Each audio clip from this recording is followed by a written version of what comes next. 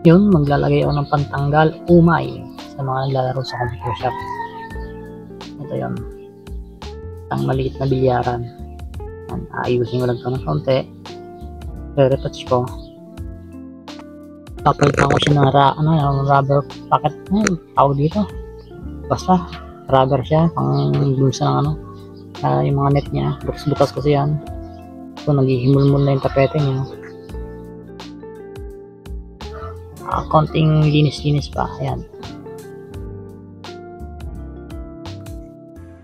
Eto, dati ko pa siyang nilagay dito sa ilalim ng computer shop.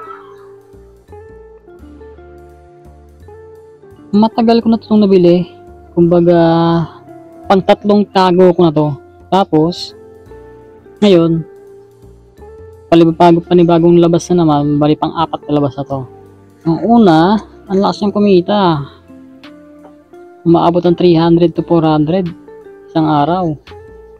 Tapos, hindi naman ganun kalakas kasi mga ilang buwan lang, humihina na siya. Mga 5 to 6 months, hihina na siya.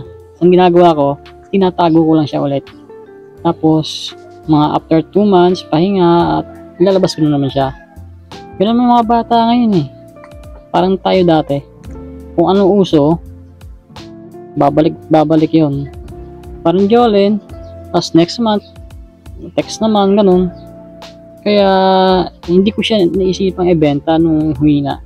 Tinago ko lang siya, tapos ilalabas ko, malakas na ulit. Ganun lang, cycle ng mga ganyan. Ito nga, ayan, sira yung rubber packet niya, yung ganun. Mandaan. Kaya pinalitan ko, may nabibili mga pang-replace ng ganyan. Ako na lang din ang tumira yung gawa ng kuripot nga tayo at kailangan natin makatipid. Mahina na yung computer shop, hindi na ganun tulad ng dati. After ng pandemic, nag-iba na talaga. Halos 50% na ang nabawas sa kita. Hindi tulad dati. Kaya kailangan umisip tayo ng ibang sideline.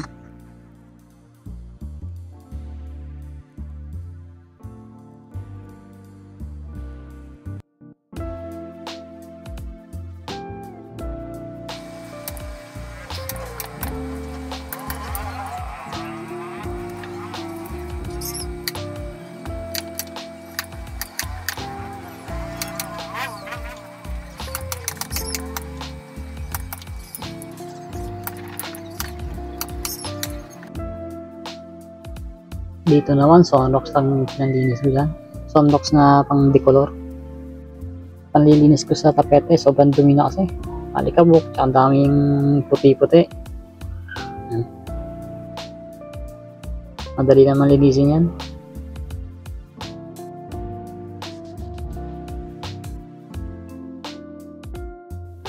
Nung nabili ko to, wala pang 2 months, nabawi ko na agad yung pinambili ko. Mga 1 month and 1 week, nabawi ko lang kasi medyo malakas nga. 300 to 400 kita na isang araw, kaya mabilis nag ROI. Sobrang bagal ko magpunas dito, kailangan kong bilisan, baka abutin ako ng gabi, nagugutom na ako.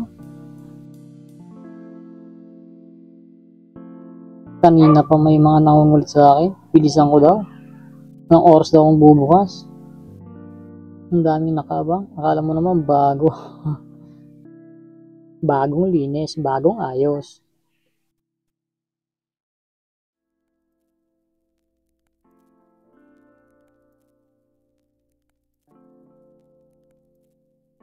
Yung mga bata kasi dito, pag umay na maglaro, Roblox, CF, yun, bumababa na lang yan, magbibilyar, pampatanggal ng umay. Maganda rin, marami silang choices, hindi lang computer. At least nakahasa pa sila maging world champion. Dito naman, bola naman titirahin ko. So, ang ganun pa rin, Sonrox, wala na akong ibang panglinis yun. Bababad ko muna. Konting patak.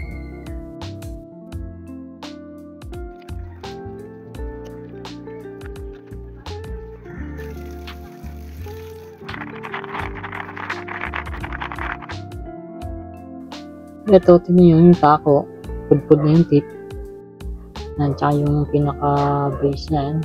Lalagay ko ng rubber. Papalitan ko ng tip. Para magmukhang bago. Ito. Glue lang ang pinalalagay ko dyan. Ako na rin tumitira. Kaya halos lahat ako lang gumagawa dito sa computer shop. Hindi lang sa computer shop at similyaran. Mga repair. Ganun talaga para makatipid. Dahil sa pagdi-DIY ko, marami akong natutunan. Marami akong nalalaman. Hindi ko nagagawa dati, ngayon nagagawa ko na. Dahil nga kailangan natin matuto. Ayan.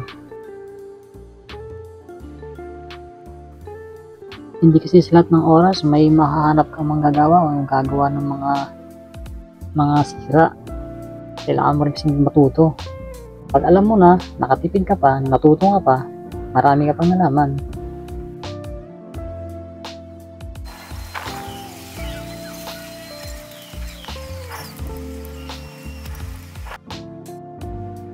At ito, sa finishing touch, lalagyan mo siyang WD-40 para kumintab, kuminis. Pupunasan ko yan para maula-wala na yung mga bumalik sa dating ganda ng bola.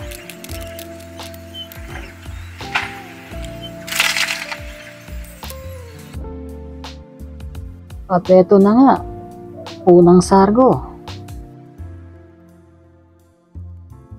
Ayun, scratch agad. Wala talaga akong kinabukasan dito. Wala akong future sa pagbibilyard. Bahala na kayo.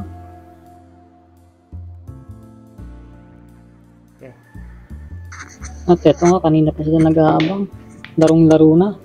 Dos lang naman ng itong nito. Kaya may free 5 games sila. Dahil sa unang bukas. Sa taas naman ito. Ito yung sa taas na ang piso net. Sa baba yung bilyaran. Okay. Gusto ko. Bye!